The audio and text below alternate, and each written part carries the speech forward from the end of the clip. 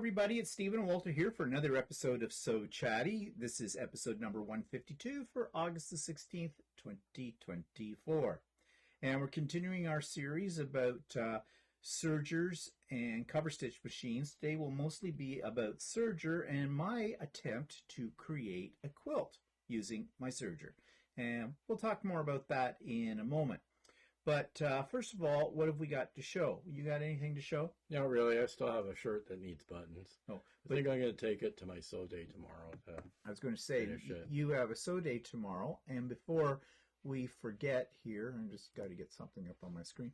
And before we forget, emergency, emergency, emergency. If you've already seen the short that I put up this morning, or if you're on my mailing list, you know that we are having a truly pop-up sew day because you got absolutely, really no forewarning about this.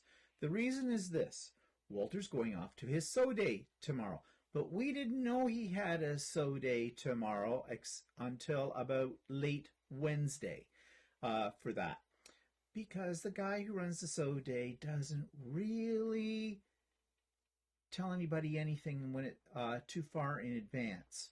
You know, gay guys that sew, what can I say?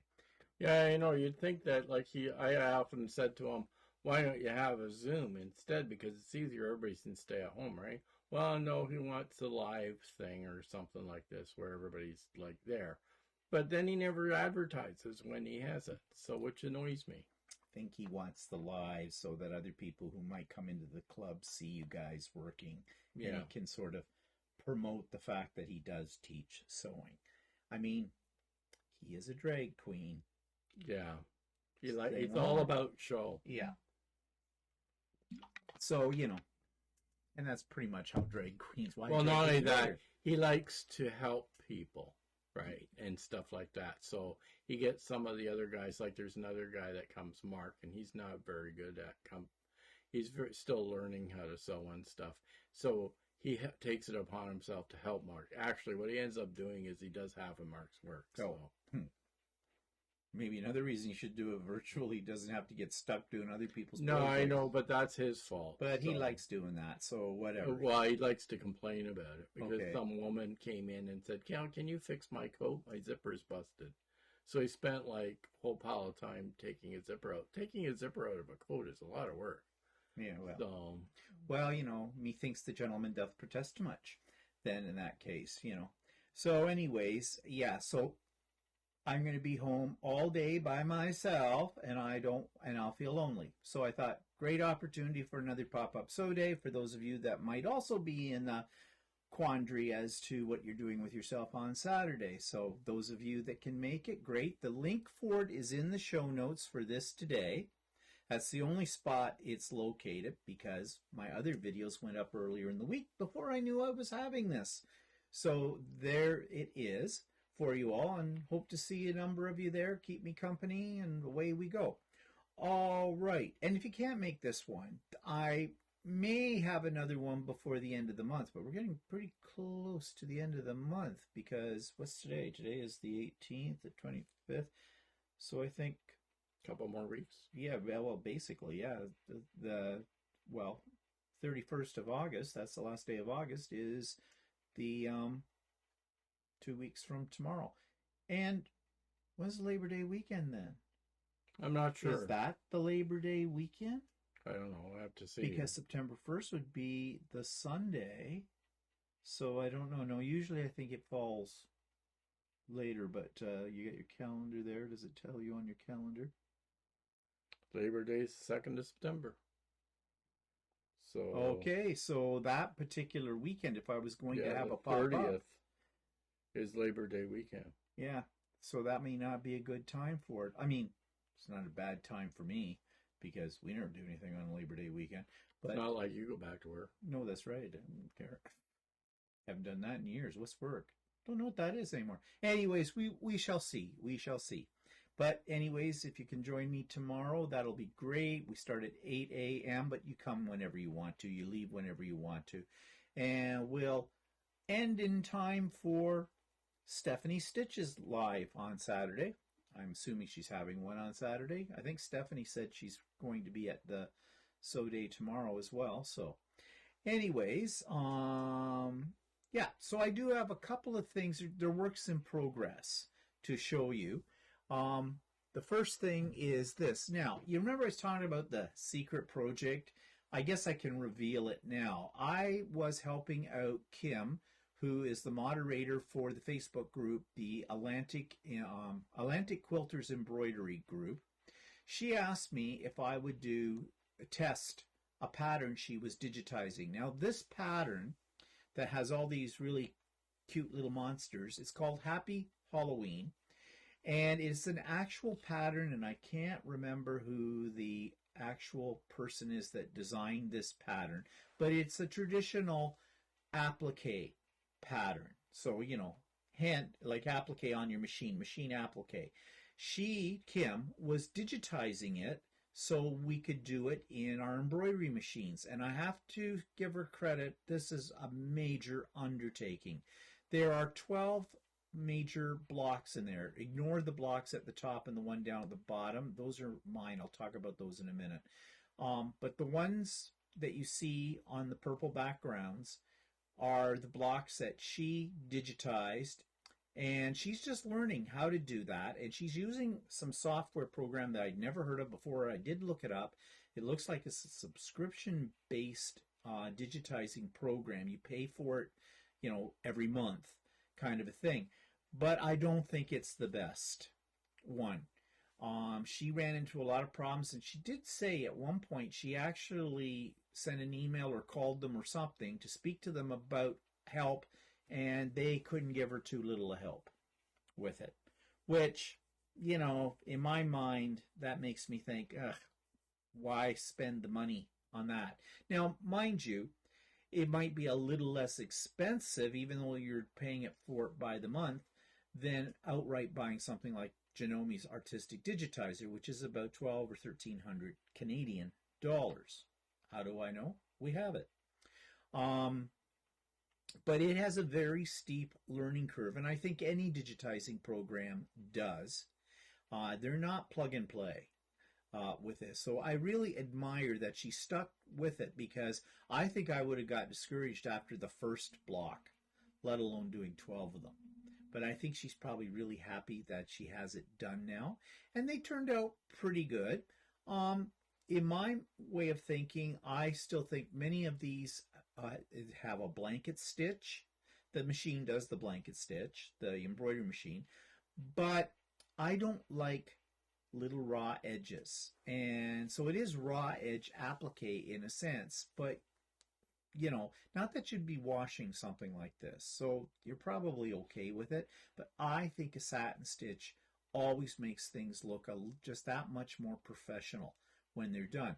And we talked about that back and forth, Kim and I, but she could not figure out how to go change it to the satin stitch on what she had done. And I tried in Artistic Digitizer, and I was sort of successful on one piece to a point, but then there were parts I just couldn't, it wouldn't let me do it for some reason. And that might be because it had been done on a different type of program, and during the conversion to my program, it just didn't pick up everything that was there. But that's a minor thing, really, because as you can see, it looks pretty good. Now, I decided in order to create this into something, I just had all the 12 basic blocks, and that's just the characters on the purple. Ignored the green and the orange around those and everything else. I decided to attempt it as an attic window type of quilt, and that's why I've added the green and the orange to it. And it's a weird size.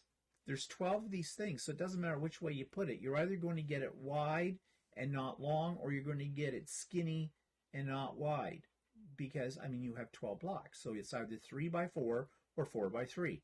I chose 4x3, and I'm adding a row above and below, and there'll probably be a little skinny border that'll go around that, and that should make it look a little bit more rectangular, more of a normal size.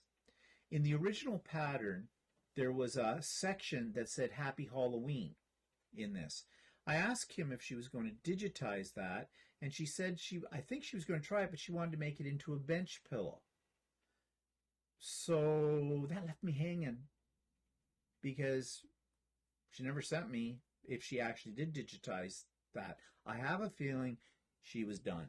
And I don't blame her at all. I would definitely be done. I was done testing it. I can tell you that. So I'm gone out on my own now with this creation, and we'll see how it works. This is what I'll be working on tomorrow for the pop-up sew day.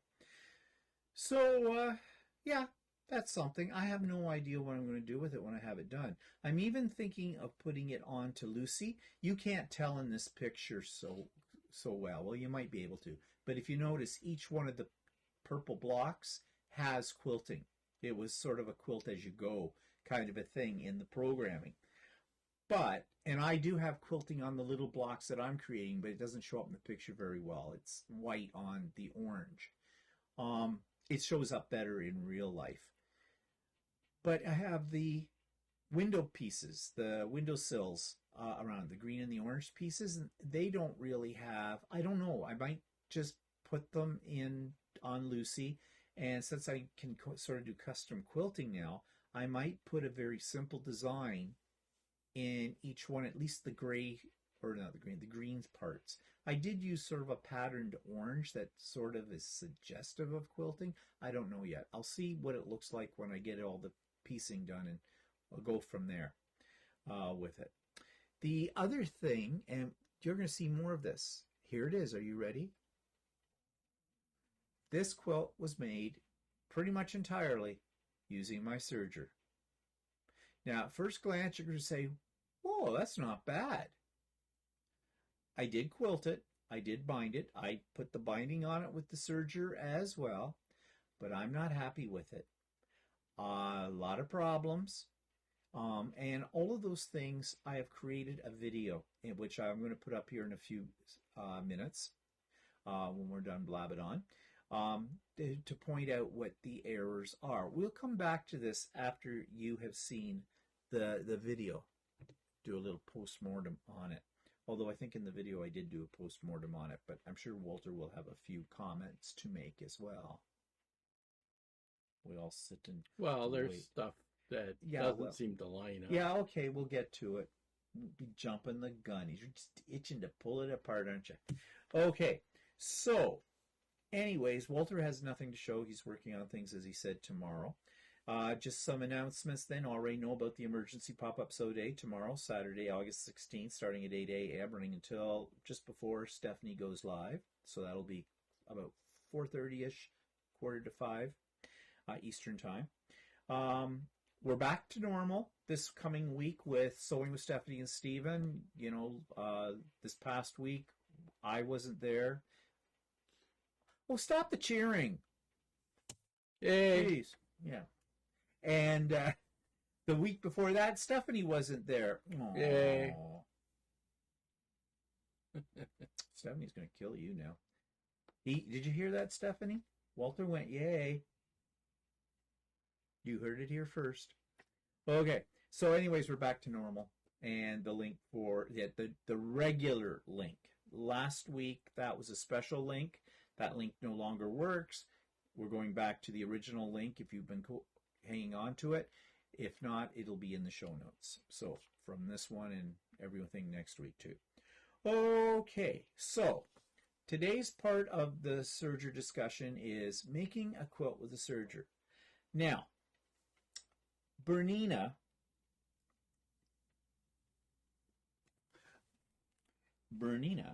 has come out with a new serger. Very, very expensive serger. It's actually a combination serger and cover stitch machine all in one. It looks very, very nice. It's very high tech, and it's a very high price. It's about $8,000 Canadian. Now that's manufacturer suggested price. You can probably get it for less at your Bernina dealer. But that's still a lot of money for a serger. A lot of money. I mean, at that price, it should pick up your fabric, serge the edges of it, make you a shirt, and make you a quilt and everything. But this is how they're selling it. They're selling it as the Quilter's Edition. So I watched a whole video presentation, an hour and a half video presentation about what this machine will do and how you can use it if you're making a quilt. I call BS. I do. But you be the judge. I forget what the video was, and I don't think I put it in the show notes, the link to it. I believe that Serger's called the B990. So just do a search on YouTube for it. You'll find videos about it, but look for the one that has this lady at a quilt store who is an ambassador for Bernina and who has developed the quilting kit that if you buy this Serger, you get, which includes the fabric and all the instructions to do all kinds of fancy things, including applique and piecing and binding and the whole bit with this Serger. And I still call BS because in the time she did one block, she did a flying geese unit. In my opinion, maybe it was the camera work, I don't know. It was a mess. It was a mess. What did you think? You saw it. Well, I saw bits of it, and I saw that some of the blocks came out kind of wrinkled looking. They're puckered. You're puckered, and they were. It's like they were trying to hide that. Yeah. And the way I always think about this thing too is that why reinvent the wheel? Most quilters are used to doing quilts on their sewing machine. Yeah. So why go? What advantage is there to go to? Well, this is what I'm saying. There isn't any event. Does it save you time? No, she actually sat there and she had to pull this lever down, pull this little tray out, put this thing on, snap this on, take that one off, adjust this and the whole bit to do a block. And then to do different things, she had to readjust the machine and stuff like that. And it's my way of thinking, if you're used to quilters, somebody that's experienced at quilting, can zip along and do like chain piecing and things like that. It's not like you push one button and bang. No, there was stuff involved with this. And I saw no advantage as a quilter for using a serger. Now, there are certain aspects that you can adapt in a serger. I know people use the serger to do their binding at times. Okay. On the quilt I just showed you, I did the binding on the serger. And in the video, you're going to hear about my story about whether or not this worked very well. Now, I will say, before you see the video, and I do mention in the video, I am not an experienced serger user. I have a serger. I've used it to make napkins. You saw that last week. I've used it for a few things, but nothing major. But before I attempted a quilt, I attempted a placemat. Very simple placemat, okay? It's just a jelly roll, strips. I used the serger to put the strips together, and I even attempted to do the binding putting the binding on using the serger. Okay, it turned out not too bad. However, one of the things I didn't like was how my corners ended up. They are not good on here, and you'll see that on the quilt as well. Here's the back. I mean, it did work on a small piece like this. I mean, yeah, if I was going to do a jelly roll race quilt, you know, where you just go like them down, is as boring as hell to make one of those. A serger would do it pretty quickly. However, it won't do quilting for you, right? No, it's not going to do quilting. No, of course it's not going to do quilting. We'll talk about some of the other problems too. I don't want to jump too far ahead. But I did this. It is okay. I haven't done any quilting on it. I'm not going to. It was just a sample piece. If I needed everyday placemats, I had a junky old jelly roll laying around I didn't know what to do with. Yeah, I could zip up a couple of these in no time. If I wanted to do maybe a little quickie hostess gift, some Christmas placemats or something like that with some napkins, yeah, I could do that with my serger.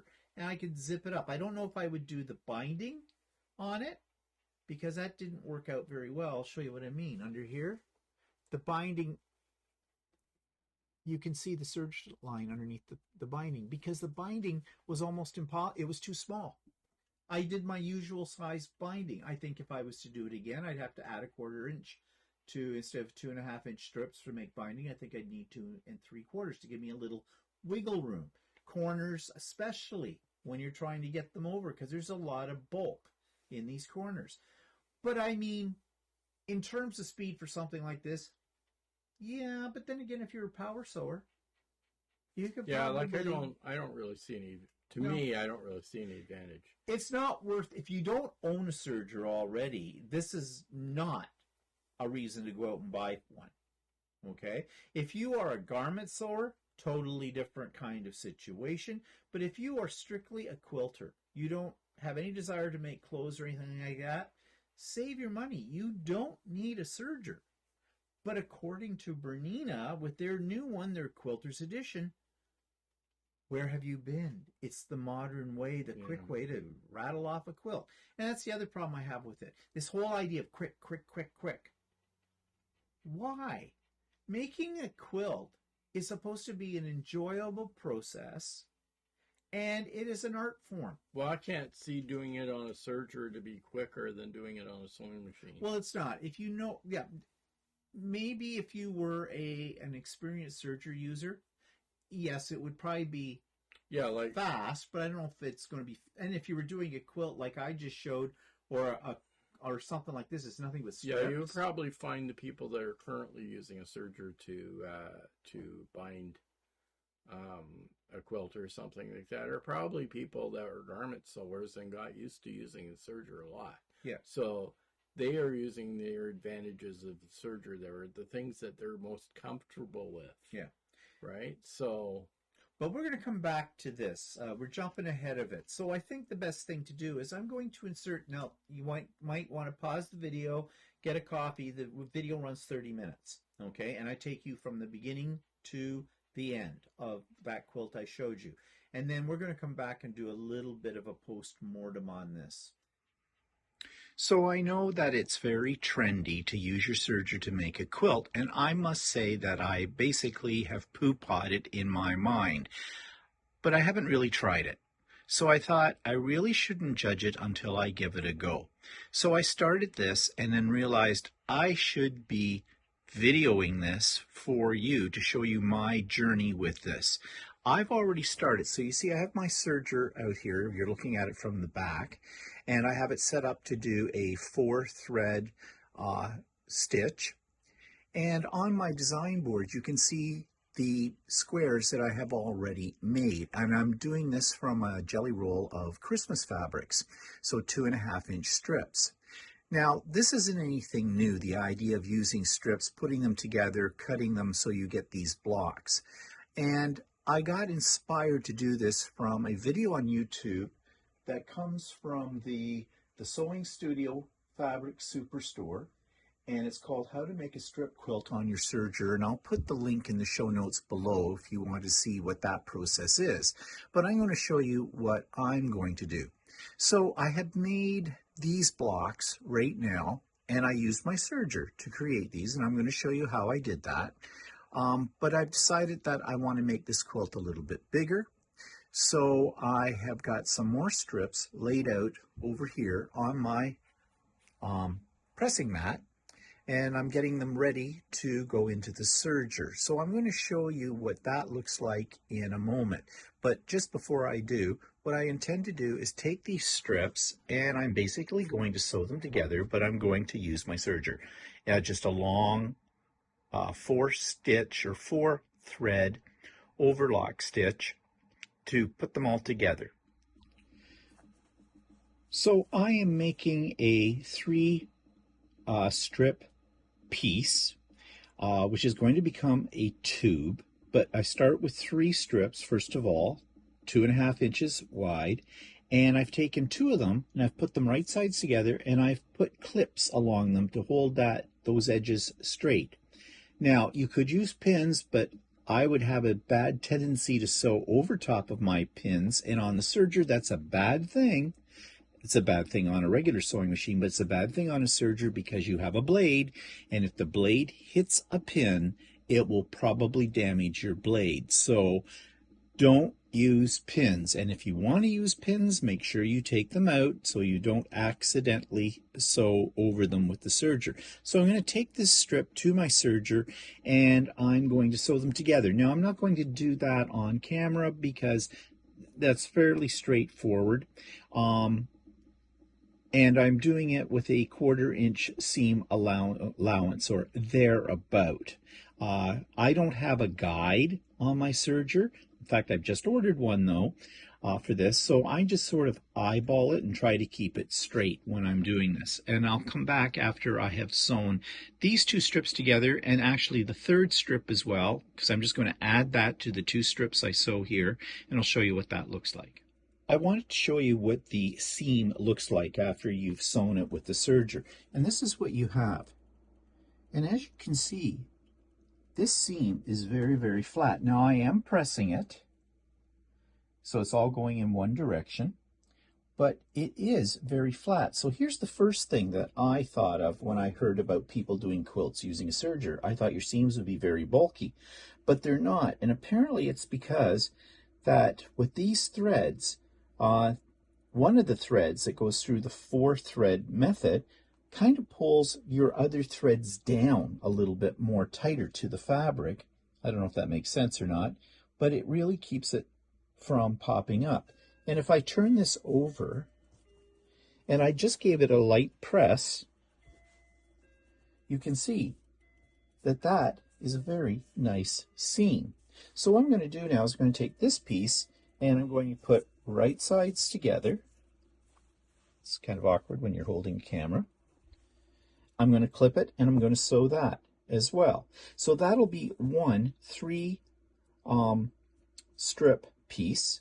I'm going to make a second 3 strip piece, and then I'm going to sew those 2 pieces right sides together to create a tube, which means I'll have to sew up on both sides of the piece.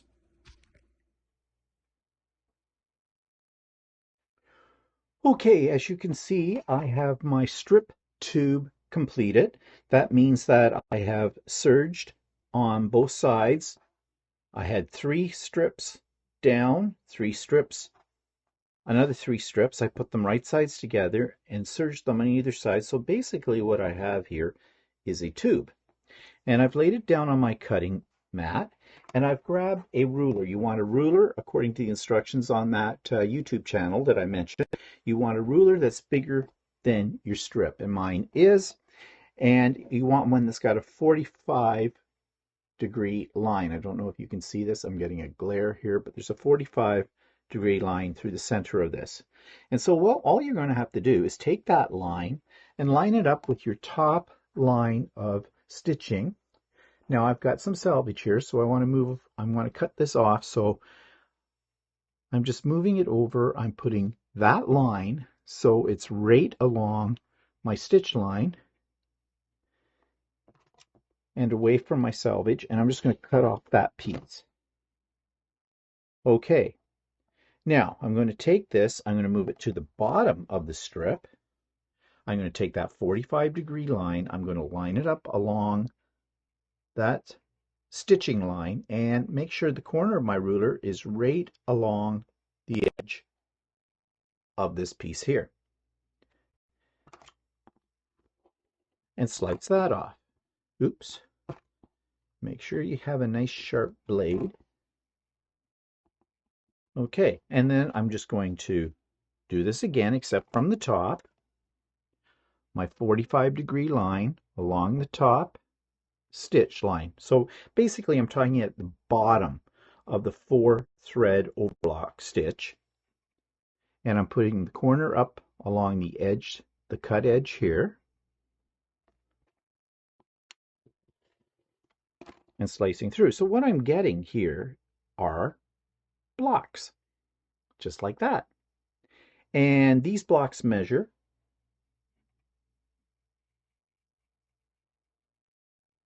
about 7.5 inches.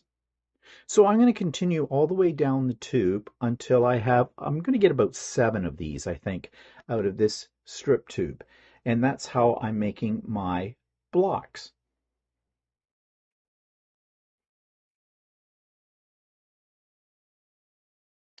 Okay, so I have my squares all done, as you can see here, and there's a pile of them, and I have pressed them. Now be very careful when you're pressing them. Do press, don't move your iron around them a lot because this is cut out now on the bias and it will stretch, and you want to keep your squares nice and well in shape.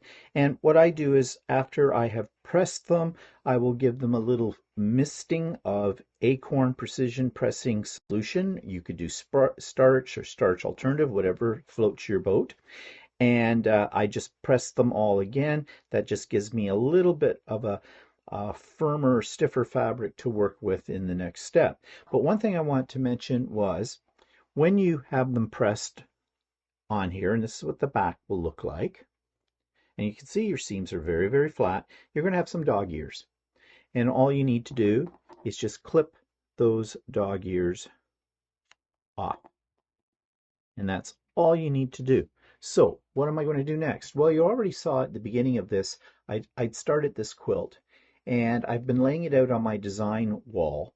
But I'm thinking I want to break up the red and green, or red and green. Yeah, the red and green, primarily red and green squares with something else. This is why I made these ones out of the same jelly roll, the same fabric line, but I made them in the gray and the blacks colors because in my mind, I have this idea that I want to position these somewhere in this quilt that will allow the eye to rest on the final version of this.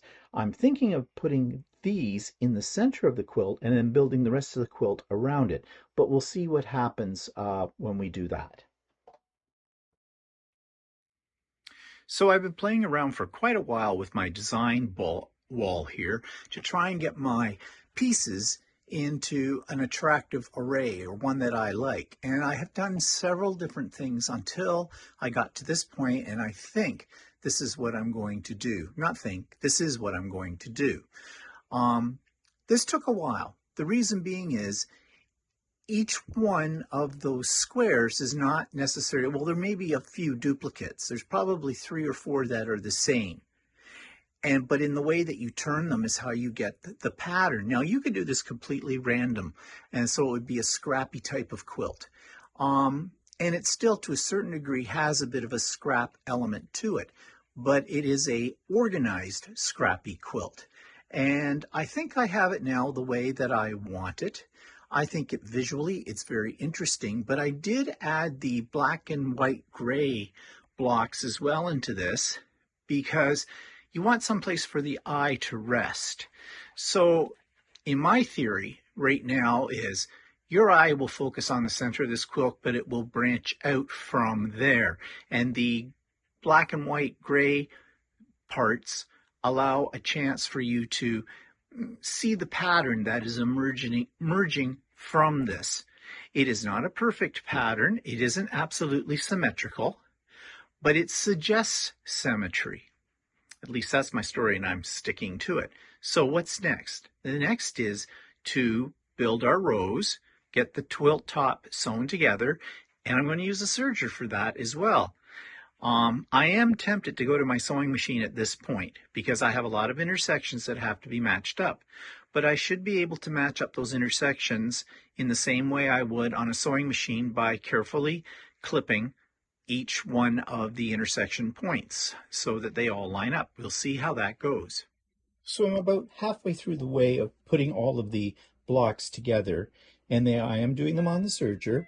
But here, you notice how I've got these clipped. You want to match up your intersections with the other side, and for the most part I found, and this was just by luck, that the intersections are locking. They're going the opposite ways. It's just luck of the draw, I think. And if they don't, I've had a couple that didn't because of the way the block is probably oriented in the quilt. You can still match up your intersections pretty easily. The only thing I find though is you aren't going to be getting as square of blocks as you will get when you do this on a domestic machine. So you're going to have to compensate for that. One of the ways I'm compensating for it is I'm putting a little clip up here to keep my edges together, because when I put it here on the platform, it does pull a little bit. Now, if you look over here, I have a couple of rows already together. And again, I had to match up my seams, my intersection points. And I did have to square the piece off a little bit because for whatever reason, these edges are not completely square. Like for example, you see this? Got some overhang. Now the thing is, squaring these up isn't that easy.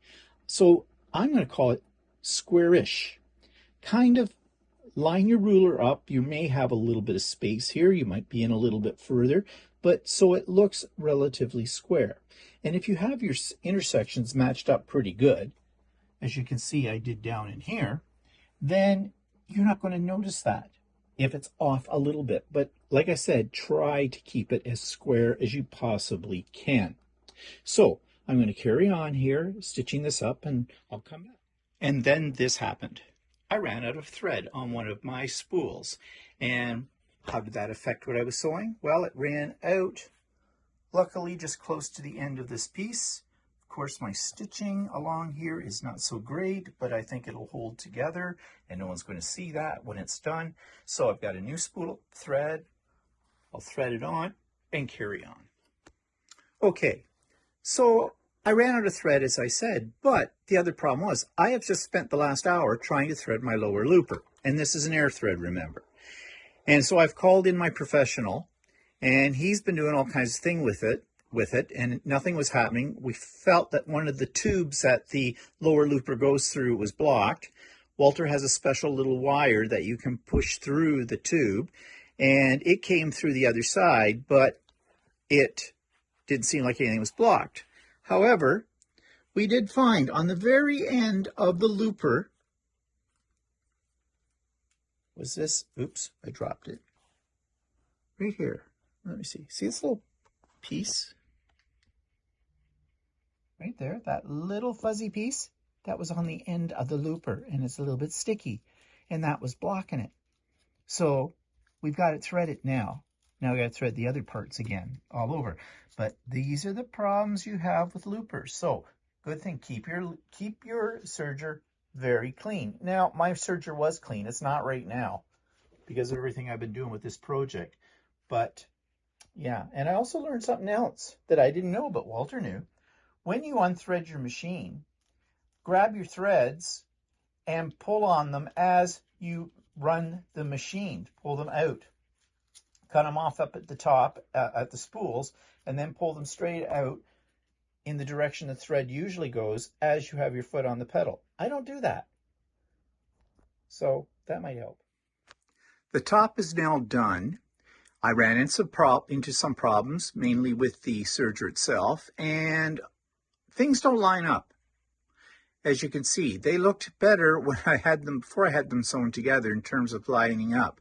It is a scrappy quilt after all, and when you do this kind of thing, well, on a regular sewing machine you might have trouble getting things to line up, but on a serger you have even more problems. And so this is one of the disadvantages that I'm finding of trying to make a quilt on a serger, is trying to line up intersections. If you just have plain ordinary square blocks or rectangles, not a problem, I don't think. But in something like this, there is a big problem. Now, having said that, it's okay. I'm going to throw some borders on it, and I'm going to use the serger for that as well. And then I am going to layer it, quilt it, and then I'll bind it. I'm going to bind it on the serger as well, with the exception of when I have to pull it to the front, the binding to the front, then I'll just use my standard sewing machine. Do I like it? No, I don't like it. I have a problem when things don't line up correctly, and that's me. It bothers me. Would this make a good charity quilt? Yes and no.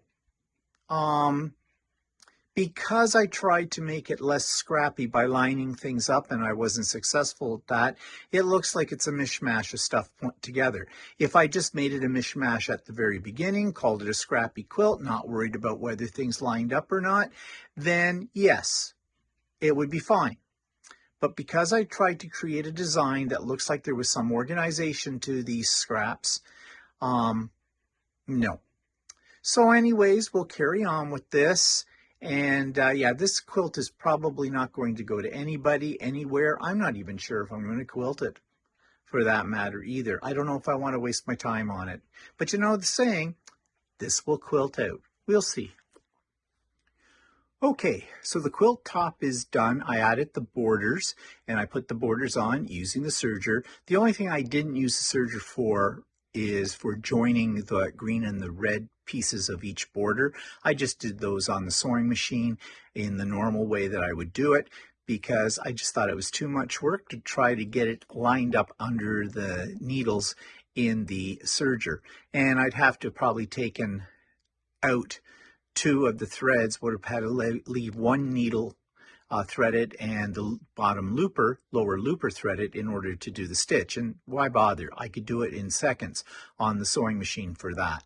So that's what I did. So what's next for this quilt? Well, I'm going to throw it on Lucy, my long arm. I'm going to quilt it, and then I'm going to bring it back. I'll trim it up, square it up like I normally would do, and then I'll make binding and add the binding, and I'm going to try to add the binding with the serger. That could be disaster.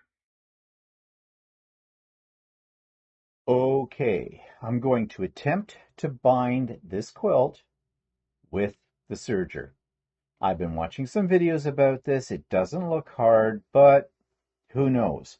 I think the tricky part here is going to be to get it lined up on the serger here so that I'm just shaving the edge of the quilt and the binding. I'm set up for a 4-thread overlock stitch. It's the same one I was using for the piecing. And the tricky part might be the corner. Let's see. So I'm going to do it a little bit different than the way on the video I saw. They use the serger for attaching all the binding piece strips together, and they finish it off when you join the two pieces together differently. I'm going to do those in my more traditional way on the sewing machine for it. But right now, let's see what happens. So I'm going to lift up my presser foot. I'm going to lift up my needles as well.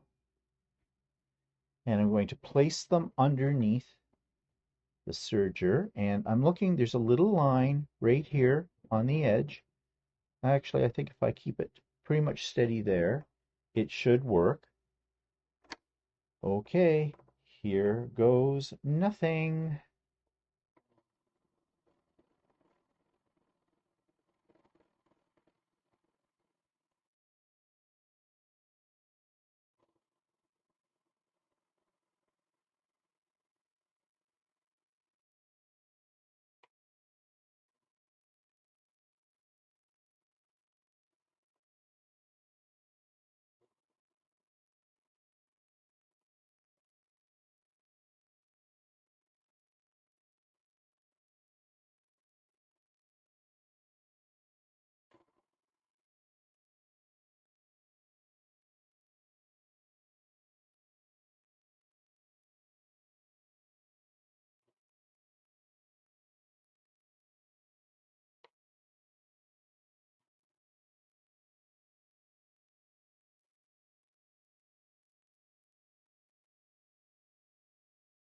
Now, coming up to the corner, and I have a pencil, and what they suggest that you do is find the corner of your quilt right there and draw a 40. I need a ruler.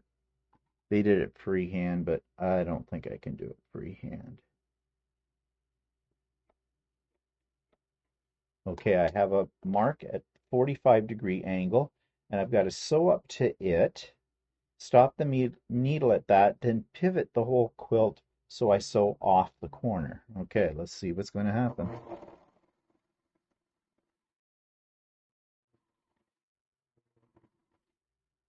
Now, this is very difficult to see where that mark starts.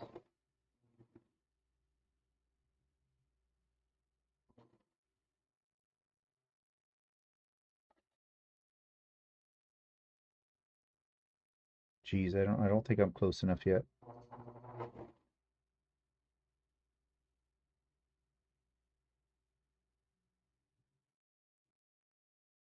Okay, I don't think this is gonna, I can't see where that mark is. Hmm, where's the edge of the quilt? Oh, I think I'm there already. I think I've gone beyond it. Okay. Actually, I'm going to do it and it'll, no, that's going to give me too much bulk. Okay. Turn the quilt a little bit.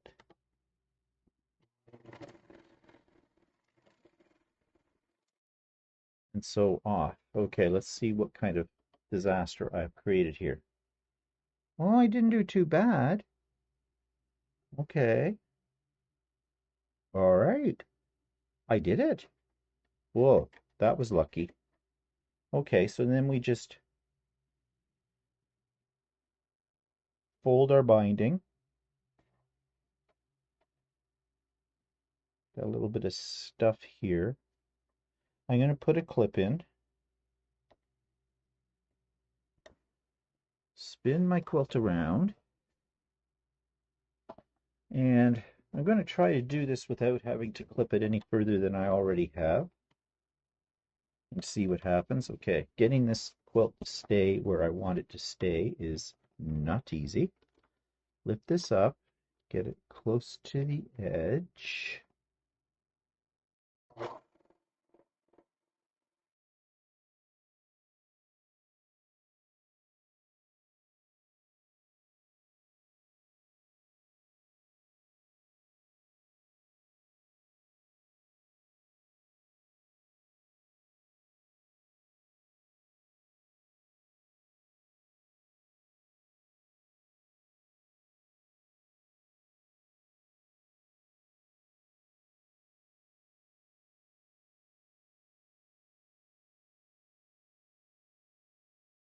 I think I'll stop there. So that means I've got two.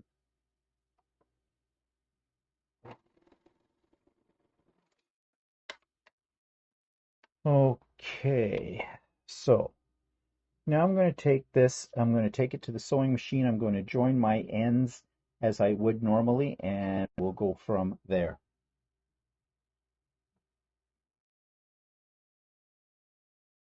So I have finished attaching my binding on the back of the quilt. I had a few little problems. I missed a couple of spots where it was supposed to catch the fabric underneath or the quilt, so I had to go back over that. What I'm worried about now is when I fold this over to the front, especially when I get to the corners, is this going to be not enough binding here? So the first thing I'm going to do is I'm going to clip off these excess pieces at the corner and get those out of my way.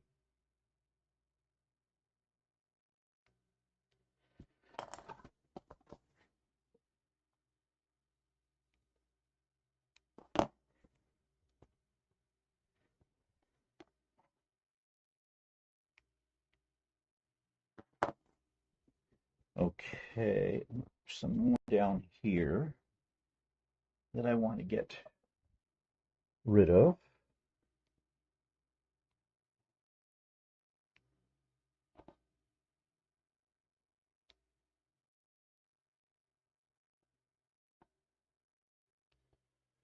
Okay, so let's flip the quilt over.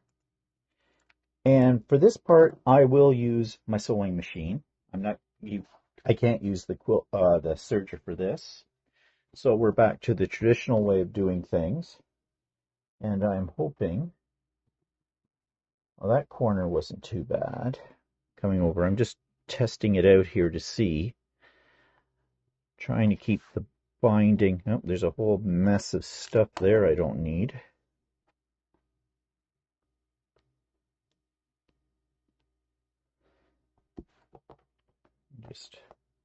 Just testing it before I clip it. My corners are going to present me with a problem. Getting a nice mitered corner. Might have to do some clipping. Okay, I'm going to clip this all the way around. I'm going to go to the sewing machine, sew down my binding, and show you the end result. I'm not going to record that part of it because it's the way you usually do binding, and plus there's probably going to be a lot of cursing and swearing on my part. Okay, so as you can see, the quilt is done. Now, let's start pulling it apart. First of all, I'll tell you this right now, I will not do another quilt using my serger. And I have many reasons for that, but let me just go through a few of them. Right off the bat, using this method for making a quilt, which is with, the blocks that have the diagonal strips across them, the serger worked fairly well for creating the tube strips that you want it to use. I don't really have any issues with that for this type of quilt. So that was okay. But where my issues start appearing is when I was putting the blocks together, attaching them. The blocks did not all come out exactly the same size. The precision of the sewing was not as great as it would be on a domestic sewing machine.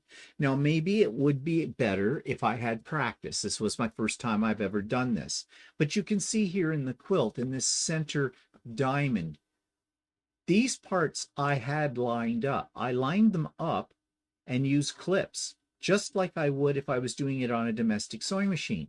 But in the process of serging it and trying to keep it straight, and I don't have a guide on my quilt, on my serger, which might have helped if I did have a guide. I've ordered one actually, but I didn't have it in time for this project.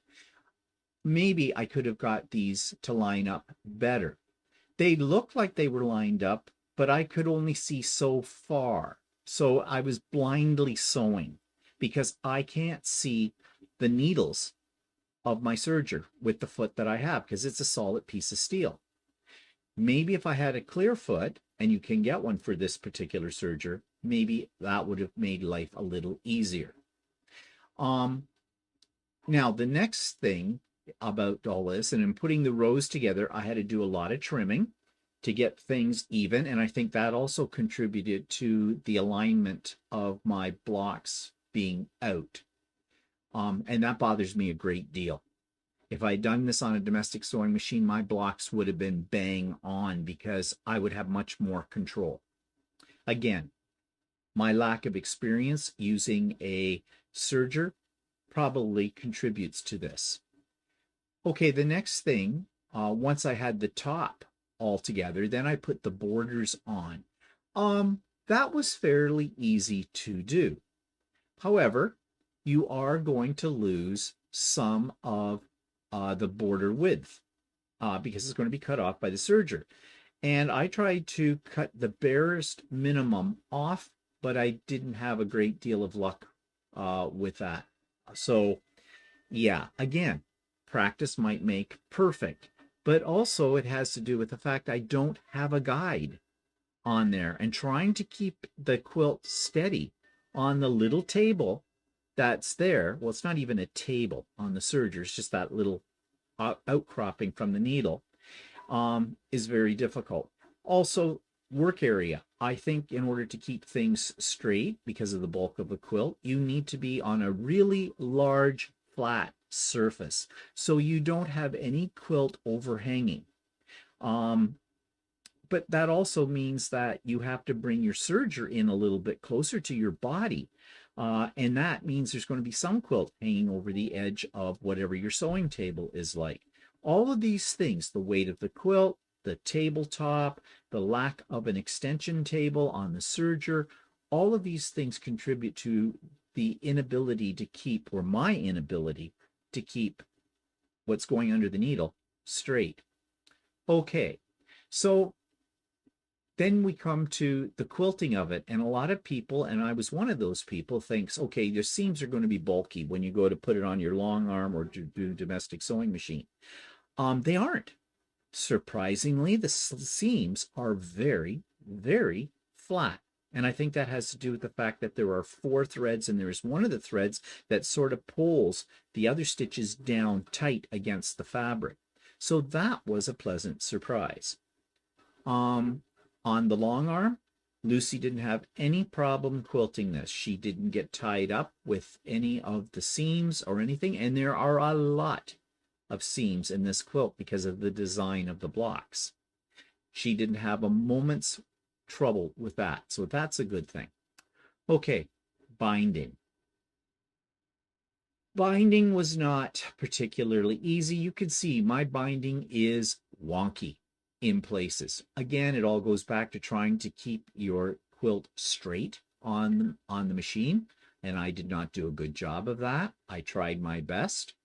And then when it came to folding the binding over, as you do when it's on the back of the quilt to make your mitered corners, I did see a video where a lady drew a 45-degree line from the point of the quilt top on one of the corners in a little bit and did the same on the sashing, and she stopped at the top of as soon as she hit that line, and then she basically surged off the quilt by turning it.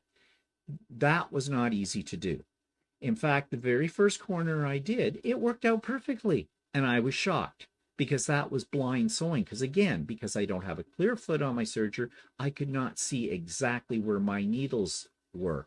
And I couldn't figure out on my foot if there were any markings that would let me know when I was getting close to that.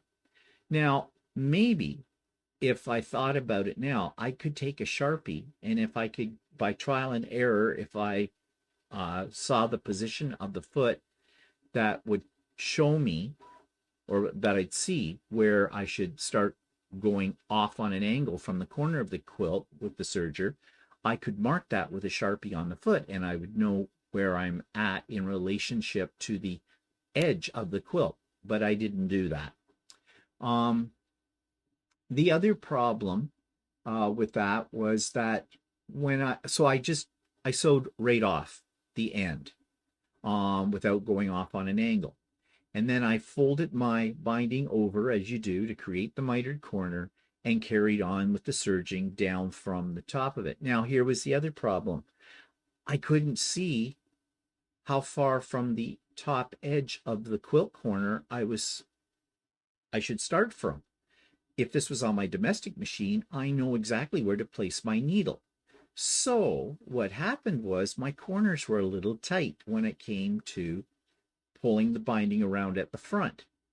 Now, the rest of the binding I did in the conventional way, and you have to do that because you couldn't do that on your serger.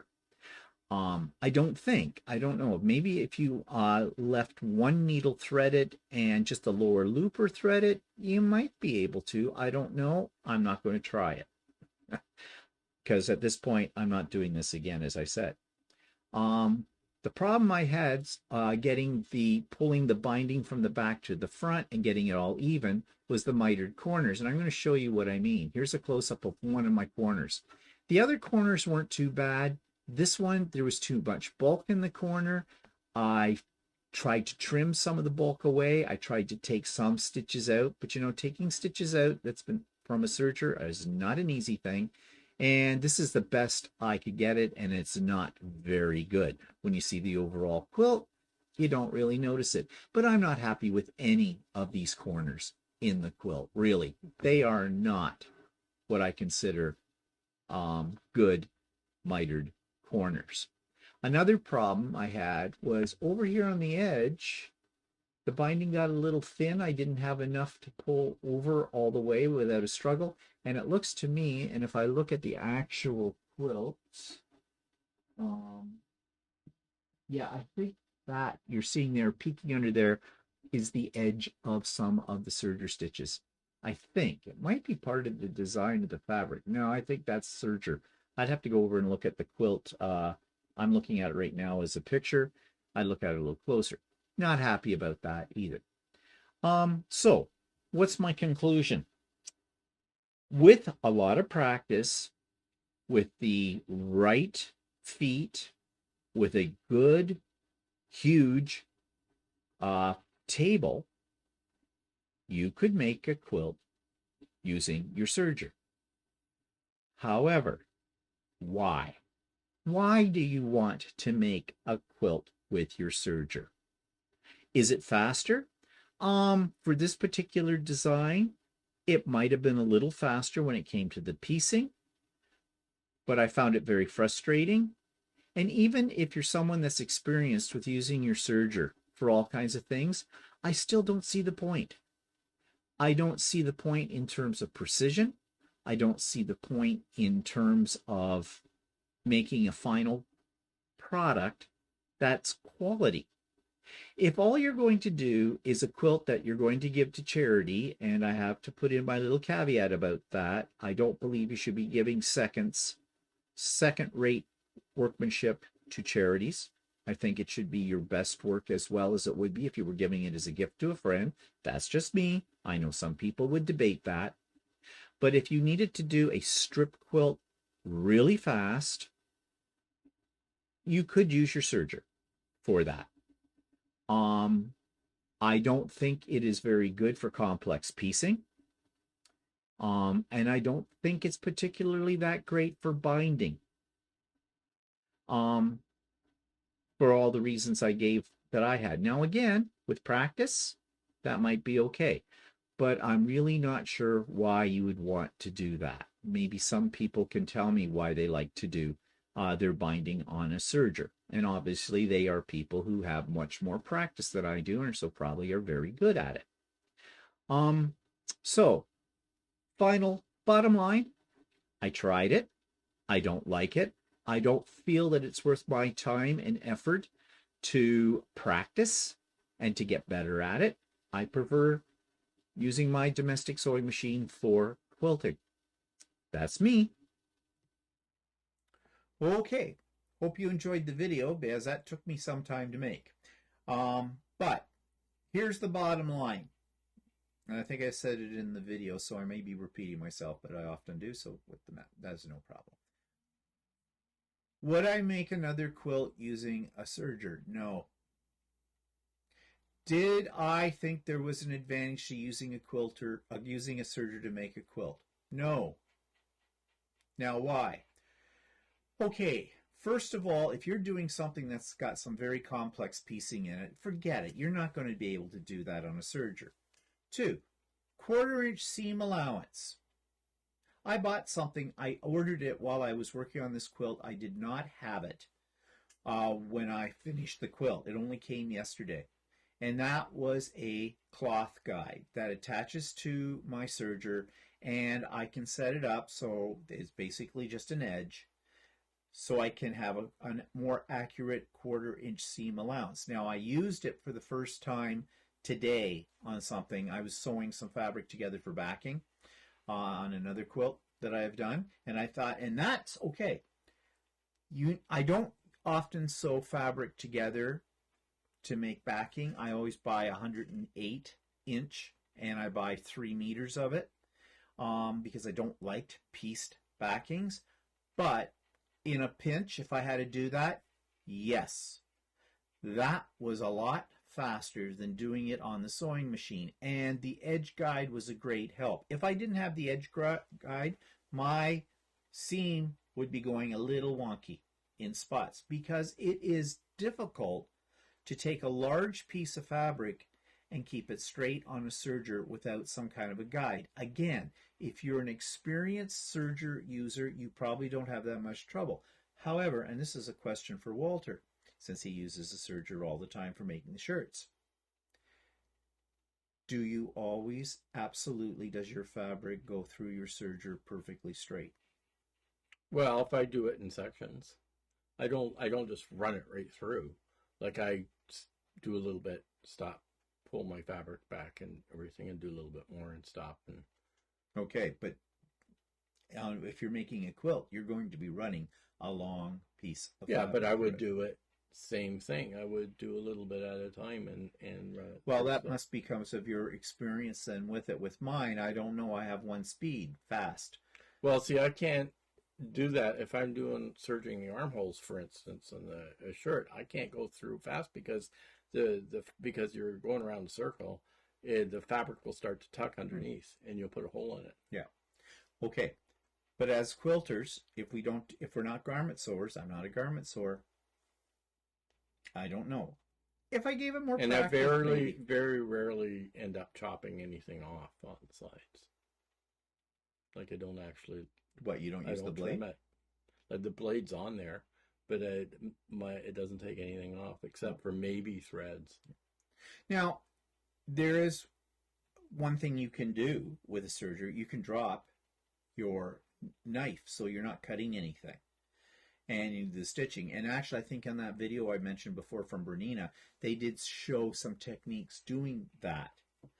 But for the most part, the blade is up for this. Well, the one nice thing about having the blade up is if you have any, if you're careful that you don't trim, is that you can, it will trim off your threads that are the fraying parts or threads. And that was the one thing that I heard a lot of people who do use a serger for binding, they liked about it. Because, yes, when I bound this quilt that you're seeing here, definitely I didn't have to worry about all those stupid little fraying threads that come off it, and then, you know, when I pulled it to the front to finish sewing it, I didn't have to be tucking in those little bits and pieces. However, if you look at this border very carefully, it is wonky. It is wonky. Even though I squared up the quilt before I had put it on, I have, and here's something you don't have when you're doing garments, I had 1, 2, 3, 4, 5 layers of fabric to go through. Yeah, I usually only have 2 layers. Because you've got your backing, you've got your batting, you've got the top, you have a double folded strip of fabric for the binding that you are stitching on. So you're going through 5 layers. And it did bog down. There was, because not only are you going through 5 layers, but well, no, I guess I didn't on there. No, that was when I was putting the rows together. You're going through other stitches, too. Like, I used 4-stitch overlock on here. So I have 4 threads in every one of those little blocks that are on there in behind. And you're using the blade with that, too. So it's a little bit thicker. Now, it went through those without much problem. But the trick came, and this is where I'm talking about keeping it straight. Take a look at this. It's not in alignment. It was when I laid it out on my design board. My intersections matched up. And actually, my intersections still match up. What doesn't match up are the strips of fabric. You can see, if you look in the second row and look at that one that's got the black and the white, that black strip that's going diagonally in the second block in the second row is supposed to line up with the red stripe in the other, in the block above it. It doesn't. I'll tell you why. Because the knife cut off a little bit when it was stitching, because it was doing the 1/4-inch seam allowance, and it cut a little off. And I didn't cut that much. I cut maybe 1/8 of an inch, but that's all it took on something like this. Also, it shifted. It's slippery. And it even though you've got a foot on there holding things down, the pieces shifted a little bit. So what I had was, the pieces were all exactly the same size, but they didn't sew together exactly. I had overhang. Like, you know, like 2 blocks came together, and so, you know, like this. You know, a little piece down here. I had to square it up before I could go on to the next one. And that took a little bit of the fabric away. That threw out the alignment. If I wouldn't have had that problem on a sewing machine with it. So that's another problem there. I did sew the binding to the front of the quilt using my sewing machine, but it was wonky.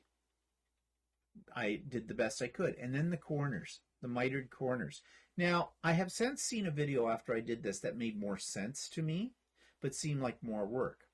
Basically, one video I watched, what the lady was doing was she put the binding on the back of the quilt, the raw edges together, the quilt and the binding strip, just as you normally would when you're doing machine binding, and she stitched down the edge. And she said, take just a very little, just shave with the knife just to get rid of the extra threads. And I did that. I was very careful with that. I did slow down on that one. But when you get to the corner, you know what we usually do. We usually stop now I stop a 1/4 inch from the corner, and I lock my stitch off there and cut it. And then I pull the binding up over to make the thing, put it in a 1/4 inch underneath the needle away from the top edge, and carry on. And then when I go to do the corners and pull them over, I have a good miter. And I've got fabric to work with there, the right amount. Here, a lady showed that you should stop before you get to the corner, take a marking pen or something, and mark at a 45-degree angle from the corner down. Well, you know, that's the other way to do binding, too. It's the first way I learned how to do binding. When you get up to that point, you pivot the quilt and stitch off on the corner at a 45-degree angle.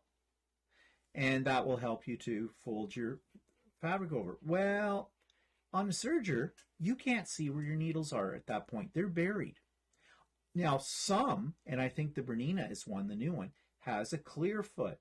So, and in the video that I saw, the lady had a clear foot for her particular brand of serger, and she could see where the needles were going to go in relationship to where she had drawn the line. I can't on mine, and I can't even get a clear, well, no, I looked. I can't get a clear foot for the Janome 2000D. So I thought, okay, the very first time I did it, the very first corner, luck would have it, I hit the stop point exactly, got it right to come off. And when I folded the binding over to make the corner, it was perfect. It worked very well. I got a little cocky. I thought, well, this isn't too hard. I can do this. Next corner, no way. I couldn't see. It was just lucky that I was able to hit that. There aren't any marks on my foot that indicate to me when I'm about a 1/4 inch away from the corner. That would help. Maybe on some of the other brands, there is something like that. Now, I suppose I could have made a mark. I mean, I could have experimented, figured it out, marked it with a Sharpie on the foot, kind of a thing, and did that. What I did instead was I decided to go right off the quilt with the chain stitch. And then I flipped the quilt around, moved my binding up and that. So now what I had was the problem. I had thread coming down and thread still running on the binding when I folded over. So I'm going through 2 layers of thread.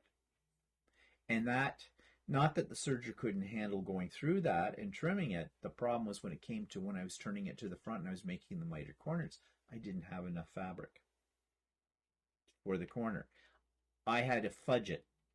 I did a little bit of trimming, but really, if you've ever screwed up a corner after it's been sewn, like, yeah, you basically need to rip out the whole binding and start over. And ripping out stitches with a serger, is there an easy way to rip out stitches? There is an easy way to do it, but I can't remember how to do it. Oh, well. I think you have to take one or both of the threads and pull them out. Which threads? The needle threads? Yeah, there's a way to do it. I have to. Well, anyways, I didn't know how to do that. There's a way to do it, and when you take the needle threads out, then you can just yank the whole thing and it comes apart. Well, I wish I'd known that at the time, but I didn't. So that's a problem. So basically, I finished it up. I did the best I could, and there is, and I think I showed it in the video, you already saw it, the one corner that's just a real mess, but none of the corners are great on here. But, I suppose if you've done it over and over and over again with time, you might be able to make it work a bit better if you got used to it. Yeah, but is it worth you investing that kind of time into something like this? I wouldn't think so. For anybody that's an experienced quilter, you would have to be an experienced quilter to use a serger. That's the other thing. A beginner quilter is not going to be able to use a serger, in my opinion, because you don't know enough about the mechanics of how the pieces are sewn together. So there's another thing. And Bernina is making it sound like if you're a beginner quilter, this machine will help you with that. No, it's just going to frustrate you to no end, especially when you realize you've just dropped $8,000 on a machine for this. So, no. And not only that, like, I mean, if you're a quilter, you can get a pretty basic machine, basic sewing machine. For a lot less. And still be able to produce a decent quilt. Yeah, you could go, if you've never quilted before and you're only thinking about maybe giving it a try, you could go to Walmart and buy the cheap machine. You could buy a machine at Costco like I did when I first got started for $189 Canadian, and you can make a quilt on it. Okay? But dropping $8,000, no. And then see if it's a convertible to go from overlocker or serger to cover stitch machine. Not everybody needs a cover stitch machine. No, the cover stitch machine is really mostly for people that do garments or some sort of specialty sewing that most quilters wouldn't do. So the bone I have to pick with Bernina it's the same bone I have to pick with any company that claims if you get their embroidery machine, you're going to be able to use it instead of a long arm to quilt your quilt. No, what they're doing is they're trying to market these. They want to sell machines. Yeah, and they're trying to market these machines. They're trying to make a case for you to purchase one of their luxury machines, right, for something. And to me, it's like, I mean, I use a serger for garment stuff. And yeah, and that's basically all I use it for. Even when I do my bags, I don't bother using serger, right? I use a sewing machine for that because I like folding my seams open flat, right? But so there's certain applications that serger is good for, especially on garments. But I can't see quilters really using it unless, like, I mean, there's some quilters that use a serger to do binding, right? But you'll find that those quilters probably have a background in sewing garments. Yeah. And I can see the potential of using it for putting on your binding. I really can. I mean, I know now, after experiencing this, what I would do differently if I ever do it again. But am I going to do my binding in the future on my serger? No, I'm not. I mean, I just don't want to. Would you need a $7,000 or $8,000 machine just to do a binding? No, you can do it on any serger probably. That exists. And there are tons of YouTube videos where people show you how they do their binding on a serger. But also, here's another thing though: you can't do the incomplete binding technique with a serger. All you can do is sew the binding on the back of your quilt with a serger. You still need to use your domestic machine to, when you pull the binding over to the front, to sew it down to the front. You can't do that with the serger. Now, having said that, maybe someone's figured out a way to do 2 threads. I mean, you don't have a bobbin, but you could have a thread in one needle and your thread in the lower looper. Don't engage your arm. And well, you'd have to do it somehow because there's a way somehow to make it look like a regular stitch. Yeah. Right? Because the lower looper usually gives you that weave, right? So I did see something on one of the Bernina where they were showing a stitch that looked like a regular sewing machine stitch. Now, I don't know what they did, whether they made the length of the stitch really tiny or whatever. Or was that the cover stitch feature? That's a possibility. I don't know. Because you could probably do it with a cover stitch. I don't know. I don't know how to do it on my cover stitch. Well, if you hem a pair of pants. Yeah, but on the cover stitch, you have a weave. Oh, it still does a weave. Okay.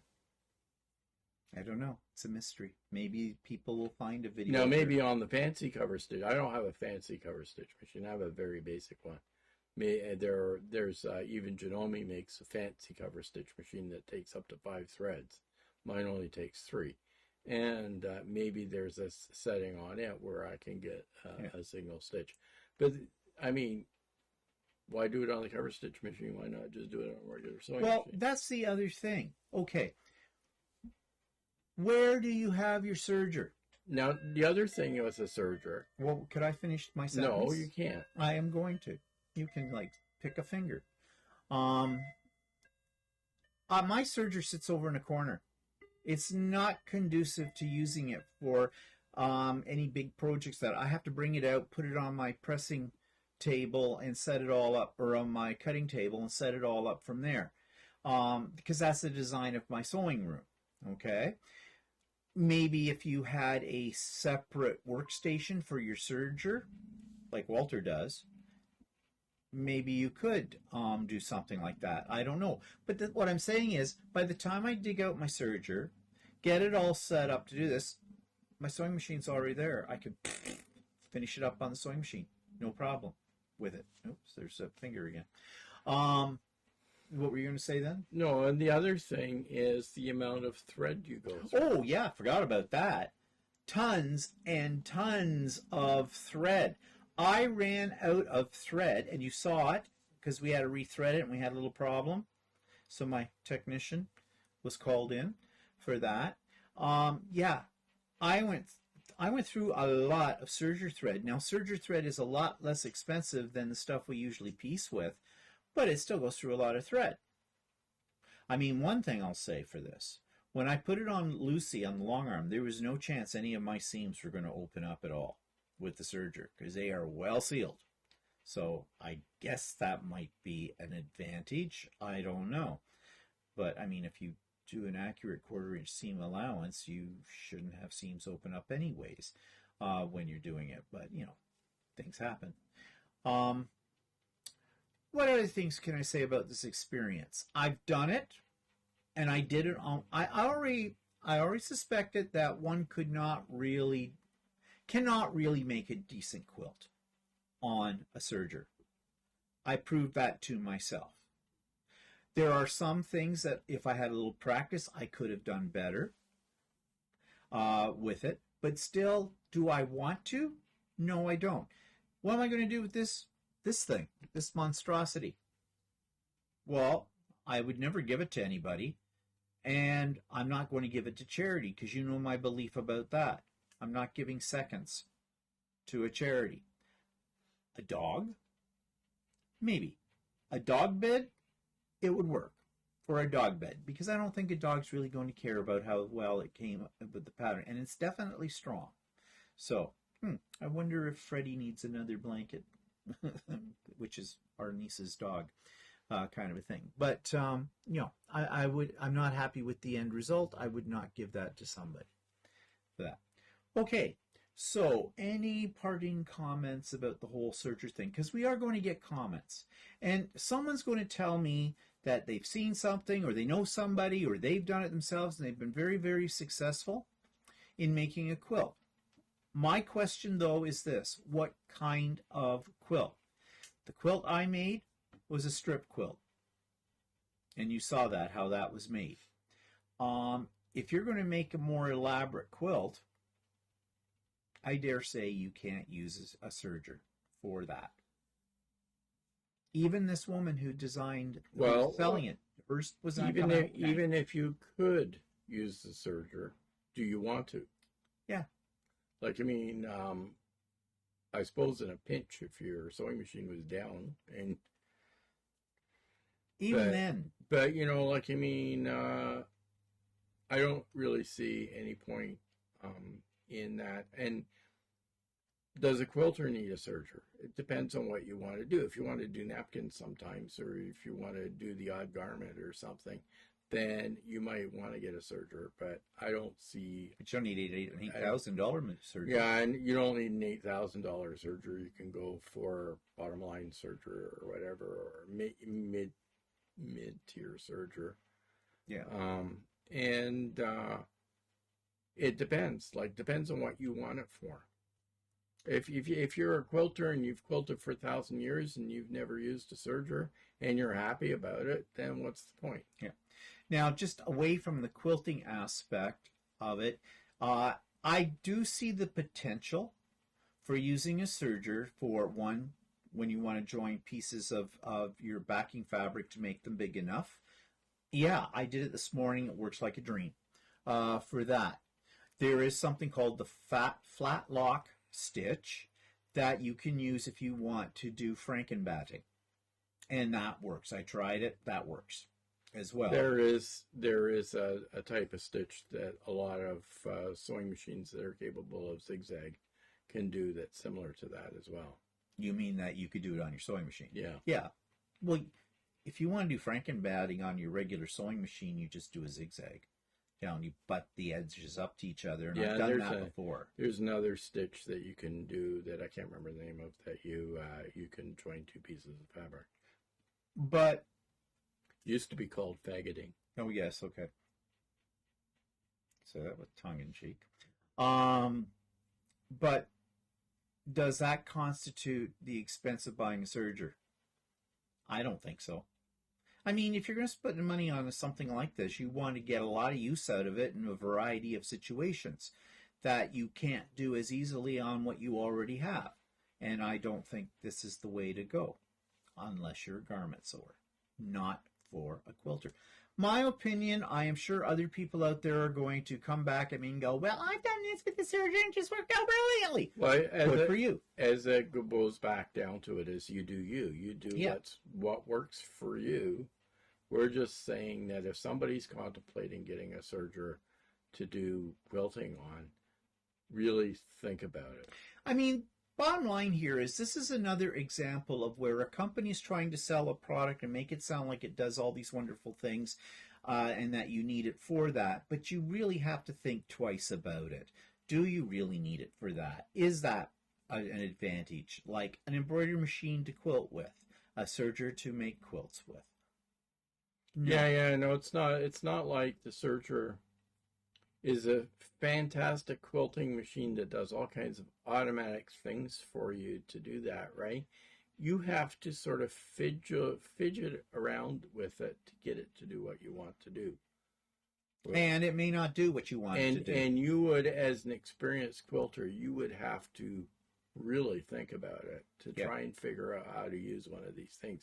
Now, do you really want to do that if you're an experienced quilter? Yeah.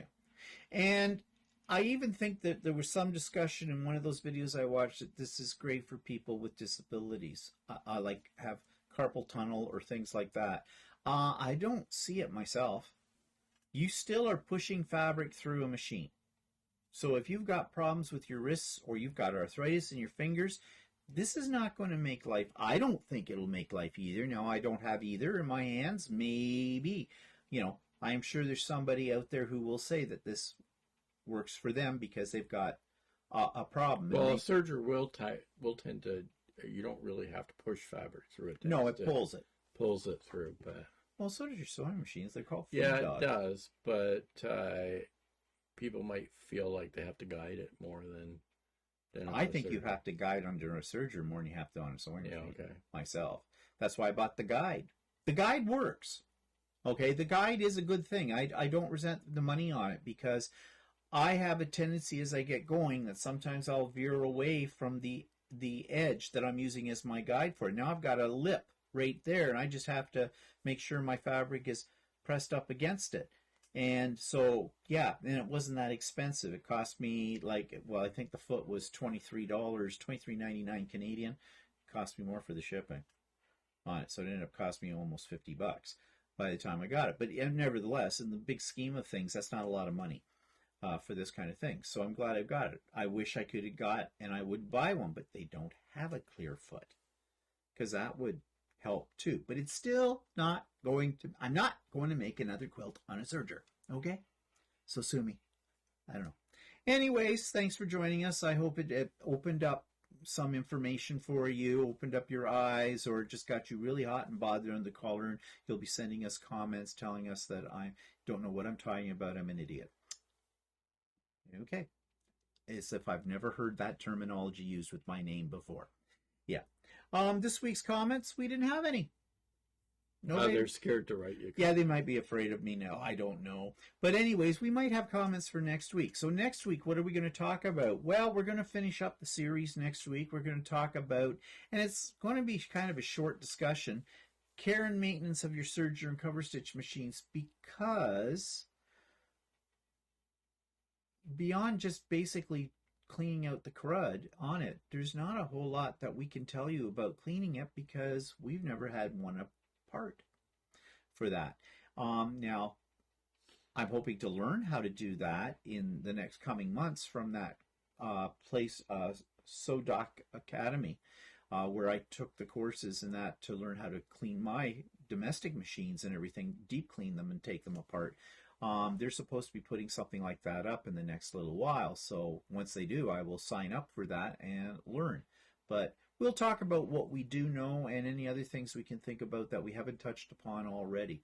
So that means then after next week, we're out of something to discuss as far as a series is concerned. So we've talked about machine embroidery. We've talked about sergers and cover stitch machines. I did talk about the Quilt as well. We didn't do that as a very lengthy series, but I think there were a couple of videos about that. Any ideas? Any suggestions? If you've got... No, I'm not going to do a tutorial. No, he won't. He won't show you how to make a shirt. So don't even go there. He's completely. What was this? Mrs. Slocum used to say. And in this, I am completely anonymous. Unanimous, you say. I'm completely unanimous on that. But, you know, if you got suggestions or even suggestions for things you'd like us to maybe talk about or demo to a certain extent, put them in the comments below and we'll consider it. We'll consider it. Okay, that's it. You have anything, parting words? Nothing? That's it? Okay. We'll see you next week. Have a good day. Bye, everybody. Bye. Don't forget, Pop-Up So Day. And Saturday. also, if you like this video, subscribe. And give it a thumbs up. How come that didn't work? Oh, well. There you go. It's on your head this time. All right. Bye. Bye.